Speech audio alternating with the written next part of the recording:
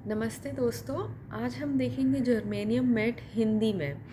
तो 4 videos English में already upload हो चुके हैं। मैंने अपनी पूरी पावर पॉइंट प्रेजेंटेशन उसमें दिखाई है और सारे रूब्रिक्स, उनका मटीरिया मेडिका, ये सब कुछ उसमें एक्सप्लेन किया हुआ है। तो ये मेरे हिंदी दोस्तों के लिए है जो इसको और आसानी से समझ लेंगे। हमारी मातृभाषा में हमें चीज़ें आसानी से समझ आ जाती हैं। तो इसका मेन थीम क्या है, हम हर चीज़ की, हर रेमेडी की एक थीम अगर बना लें अपने दिमाग में कि भले ही वो कैसे भी बुक्स में दिया है, कैसे भी ऑथर्स ने उसको प्रिस्क्राइब किया हो या डिटेलिंग दी हो, लेकिन हमारी अपनी एक समझ होनी बहुत ज़रूरी है कि हम उसको कैसे आइडेंटिफाई करेंगे, कैसे उसको ढूंढेंगे लोगों के अंदर। तो जर्मेनियम मेट की जो मेरी अंडरस्टैंडिंग है वो मैं आज आपके साथ शेयर करूँगी कि उसमें क्या होता है। जो इनिशियल स्टेज होता है, हर रेमेडी की स्टेजेस होते हैं। जैसे कि बच्चा पैदा होता है, फिर धीरे धीरे स्कूल जाता है, फिर कॉलेज जाता है, फिर ऑफिस जाता है, फिर बूढ़ा हो जाता है। तो ये स्टेजेस हैं ना ज़िंदगी के। ऐसे ही हमको हर रेमेडी को समझना है। हर रेमेडी के एक अलग अलग पहलुओं से गुज़रना होता है कि वो हमारे पास किसी भी स्टेट में आ सकता है। तो जब जर्मेनियम मैट इनिशियल स्टेज में होता है ना, तब वो बहुत प्लैटिना के करीब होता है। प्लैटिना नहीं होता है, प्लैटिना बहुत ज़्यादा एक्सप्रेसिव होता है। वो अपने फीलिंग्स को, अपनी जो हमने देखा था कि वो जो अपने आप को समझता है, वो सब बहुत आसानी से व्यक्त कर देता है। लेकिन जर्मेनियम मैट है ना, वो चीज़ों को व्यक्त नहीं करता है।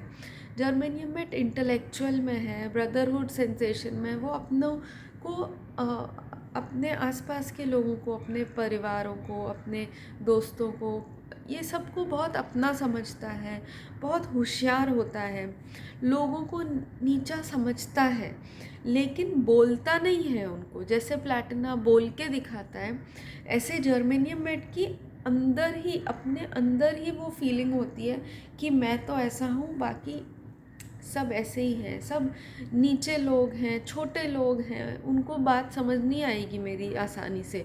मैं जितना जल्दी कैच कर रहा हूँ, मैं जितना आसानी से पढ़ रहा हूँ, मेरे जितने मार्क्स हैं। तो ये उसकी अंदरूनी एक फीलिंग होती है। जैसे कि एक लड़की है जो वो माता पिता के घर में महसूस करती है, वो ससुराल में नहीं करती है। तो वो जो महसूस कर रही है कि यहाँ मुझे बड़े लाड़ चाव से रखा जा रहा है, यहाँ मैं आज़ाद हूँ अपने तरीके से ज़िंदगी जीने के लिए, तो वो व्यक्त करना ज़रूरी नहीं है, वो उसकी खुद की इंटरनल फीलिंग होती है। तो वहाँ से जब वो ट्रांसफ़ॉर्म होती है, जब उसकी शादी होती है, जब वो अपने ससुराल में आती है, तो उसको बहुत सारे अडेप्टेशंस से गुज़रना होता है। मतलब उसको अपने आप को ढालना होता है बदली हुई परिस्थितियों में। अब यहाँ पे प्रॉब्लम आ जाती है जर्मेनियम मैट की, क्योंकि उसको चीज़ों को व्यक्त करना नहीं आता सीधे तरीके से। वो चीज़ों को बहुत इंटरनलाइज़ करता है, मतलब वो चीज़ों को बहुत अंदर ही अंदर रखता है, दबा दबा के रखता है। उसको आसानी से बोलना या दूसरों को एहसास कराना कि मैं क्या फ़ील कर रहा हूँ, मैं क्या महसूस कर रहा हूँ।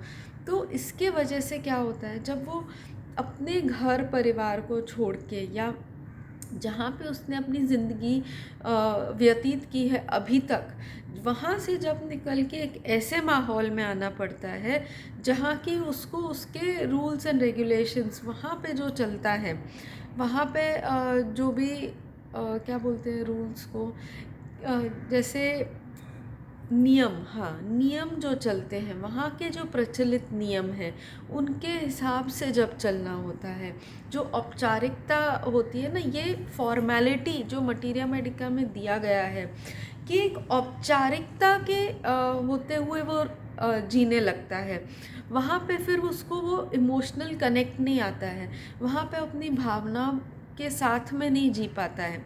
जैसे पहले वो भावनाओं के साथ जीता था, खुश रहता था, लेकिन यहाँ पे उसको लगता है कि यहाँ मुझे समझने वाला कोई नहीं है, यहाँ पे मेरी कमियाँ निकालते हैं, यहाँ पे मुझे नीचा दिखाते हैं, यहाँ पे मुझे बहुत शर्मिंदगी महसूस होती है।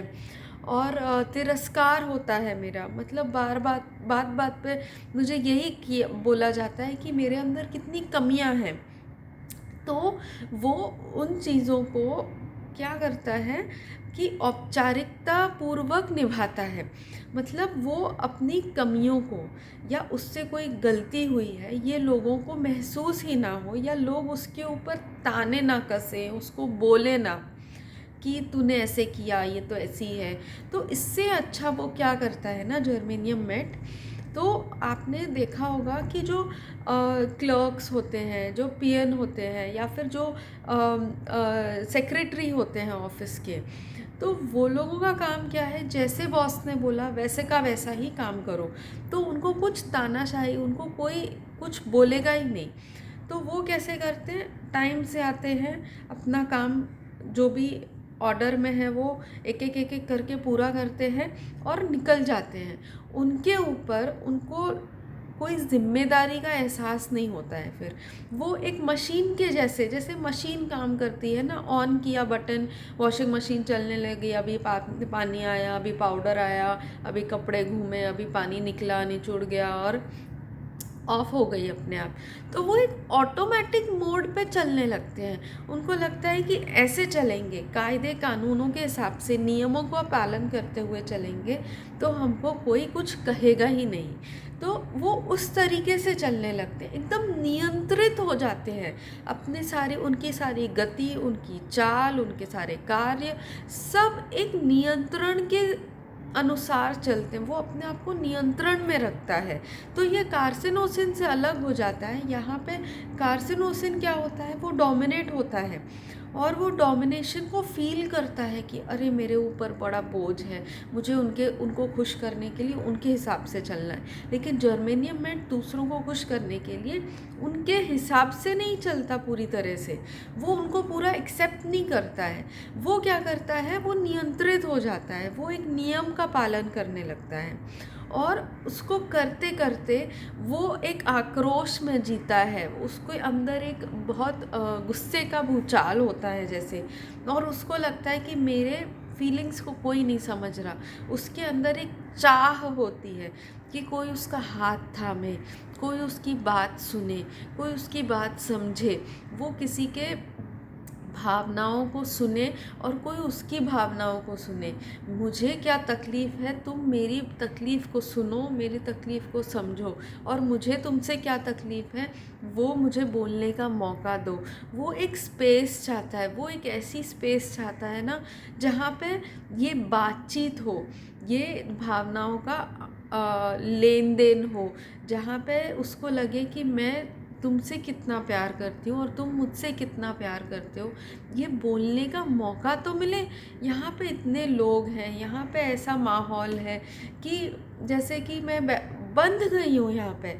तो वो लेडीज़ को क्या लगा कि यहाँ पे लोग बस आते हैं और जाते हैं, यहाँ कोई मुझसे पूछता ही नहीं है, यहाँ मुझे कोई समझता ही नहीं है, यहाँ पे किसी के पास वक्त ही नहीं है मेरे साथ व्यतीत करने का, यहाँ मुझे अकेला छोड़ दिया है इनने। जैसे कि मैं पहले जहाँ थी या जब मेरे पति ज़िंदा थे तो हम कैसे रहते थे, लेकिन वो जब से गए हैं तो यहाँ पे बस मैं जी तो रही हूँ लेकिन मैं खुश नहीं हूँ। मैं जी रही हूँ लेकिन कोई मुझसे बात ही नहीं कर रहा, किसी के पास समय नहीं है, सब सब भाग दौड़ में लगे हुए हैं, कोई मुझसे पूछता नहीं है। बस खाना दे दिया टाइम से, पानी दे दिया टाइम से, कपड़े दे दिए और उनको लगता है बस ये हो गया। पर उसके अंदर जो चल रहा है ना, जो भूचाल है, वो समझ नहीं रहा कोई, और इसके वजह से उसकी जो अंदरूनी शक्ति है वो धीरे धीरे कम होने लगती है। इसीलिए जर्मेनियम की जो पैथोलॉजीज़ होती हैं वो बहुत बड़ी बड़ी पैथोलॉजीज़ में आ जाते हैं, क्योंकि वो इतना अंदर ही अंदर वो फीलिंग्स को लेके बैठे रहते हैं, दब जाते हैं। वो फीलिंग्स ना, जैसे गुस्से की फीलिंग है, जैसे प्यार ना मिलने की फीलिंग है, जैसे कोई हाथ नहीं थाम रहा है, तो वो अकेला अकेला अपनी ही वैल्यू को कम करने लगता है। वो जो सेल्फ डिप्रिसिएशन दिया है उसके अंदर, तो उसको चाहिए कि कोई उसको प्रेम दिखाए, कोई उसके साथ प्रेम भरी बातें करे, लेकिन ये होता नहीं है। वो रूटीन से हट के होती हैं प्रेम की बातें ना, हम रूटीन में रहते हैं तो हम एक मशीन के जैसे चल रहे हैं कि हाँ चलो तुम सुबह ऑफिस जा रहे हो, मैंने टिफ़िन दे दिया एंड रात को आए खाना दे दिया, सो गए। पर वो जो रूटीन से हटते हैं, हम कहीं घूमने जाते हैं, कहीं बाहर जाते हैं, तो हम कैसे आपस में दिल खोल के बातें करते हैं, तो वो वाली बात ही नहीं हो रही है, एक रूटीन में बंध के रह गए हैं। तो वो जो नहीं होता है ना, उसको वो इतना इंटरनलाइज करता है, जैसे कि उसको लगता है कि मैं तो इनका हिस्सा ही नहीं हूँ, मुझे निर्वासित कर दिया है, मतलब मुझे आउटकास्ट कर दिया है, मुझे दूसरी जगह कहीं महसूस करने लगता है कि मैं इनका पार्ट ही नहीं हूँ, क्योंकि ये मुझसे बात ही नहीं करते, मुझे समझते ही नहीं है। तो वो जो औपचारिकता में रहता है, स्ट्रिक्ट होके रहता है, अपने आप को बांध के रहता है, और उसको लगता है कि यहाँ पे मैं कलंकित ना हो जाऊँ, यहाँ पे मेरे ऊपर कोई लांछन ना लगे, इसीलिए वो फॉर्मेलिटी में, औपचारिकता में बंधा हुआ रहता है। एक संरक्षण होता है, जैसे मैंने उसका हिंदी ट्रांसलेटेड वर्ड निकालती हूँ सो दैट वो एक हिंदी में अच्छे से वो समझा सके। तो वो एक समानता के साथ रहता है कि जैसे कल किया वैसे ही आज करो, वैसे ही परसों करो, वैसे ही तरसों करो, हर रोज़ वैसे का वैसा ही रहो। तो एक सिस्टम में चलते रहेंगे जहाँ पे समानता रहेगी, जहाँ पे किसी को बोलने का मौका नहीं मिलेगा, और जहाँ वो रियल फीलिंग्स बताता ही नहीं है। उसको चाहिए कि उसका कोई उसको कोई अप्रिशिएट करे, उसको कोई बोले कि अरे वाह तूने क्या काम किया, लेकिन ये कोई बोलता नहीं है, इसीलिए वो चुप रहता है। और वो चुप रह के एक डरपोक के जैसा, एक कायर के जैसा हो जाता है, कि जो उसको लगता है कि मैं तो कायर बन के रहूँगा ना, तो ये सबसे बेस्ट है, क्योंकि यहाँ पे लड़ाई झगड़े होते हैं तो ये मुझसे नहीं होता, सहन नहीं होता, और उसकी तकलीफ़ें बढ़ती हैं, क्योंकि उसको वो पसंद नहीं है कि मैं ऐसी बातें बोलूँ और फिर कोई मुझे और उल्टा सीधा बोले। तो इससे अच्छा वो चुप रहे और उसी में सीमित होके रह जाता है, और उसके वजह से उसके अंदर ये पैथोलॉजीज़ आती हैं। तो यही मेन है, एक आदेश फॉलो करने वाला, एक हुक्म फॉलो करने वाला। जैसे टीचर है, तो वो टीचर जो है ना, वो कनेक्टेड नहीं है उसके बच्चों से, बच्चों की ग्रोथ हो रही है कि नहीं वो नहीं देख रही है। आज का पोर्शन क्या है, आज स्कूल में क्या डिसाइड किया है, इतना इतना पढ़ाना है और जाना है। वो पढ़ाने का तरीका भी उसका सेम टू सेम होता है, कुछ नया नहीं सोचेगी, वो कुछ नया नहीं करेगी कि चलो बच्चों को आज इस तरीके से पढ़ाएं, नहीं, वो जैसा है वो जिम्मेदारी से जुड़ती नहीं है।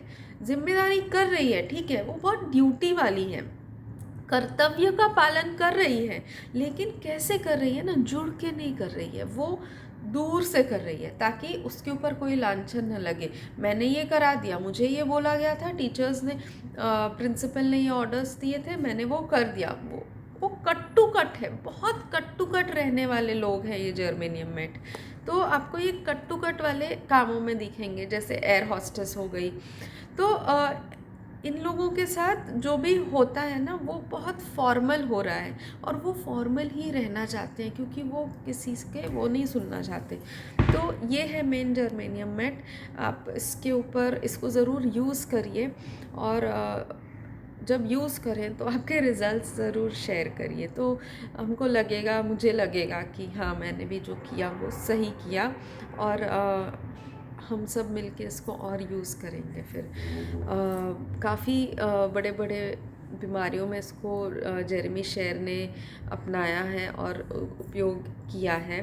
तो हम सब अगर करेंगे और उसको अच्छे से समझेंगे, क्योंकि ये बहुत डीप एक्टिंग रेमेडी है, और इसका एक स्टेट होता है।